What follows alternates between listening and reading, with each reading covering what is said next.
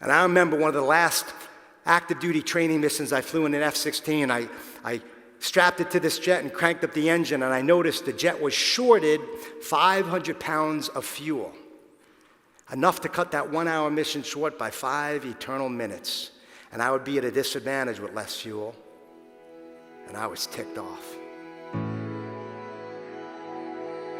And I knew there were 500 reasons why the jet may have been shorted, a little bit of air in the tank, an anomaly in the gauge, but I didn't care about any of those reasons.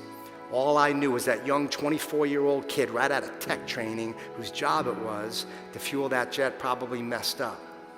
And I chewed him out, shared some choice words that I won't share with you fine people, and I went out and flew that jet, came back an hour or so later, taxied into the hangar feeling like King Kong. We beat the heck out of the enemy.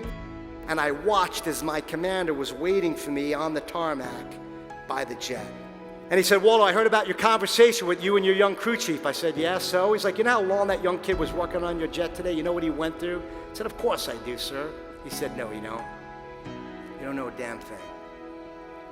I want you to go find your oldest, ugliest, dirtiest flight suit and put it on tomorrow morning and walk the flight line with these young kids to see what they go through every single day so that you could do the coolest job in the world and fly the F-16. I said, "Yes, sir." I saluted and went about my business and got up at the crack of dawn the next morning and walked the flight line with these young kids and did inspections on the intake of that F-16 in 105-degree weather, just like this young lady's doing. Never worked so hard in my life. And quite frankly, I didn't have a clue what these kids did, and I didn't care. I was the captain. They worked for me. I was cocky, had a huge ego, and was not a wingman. And then I went up to that young guy, and I shook his hands, and I said, "Thanks for what you do."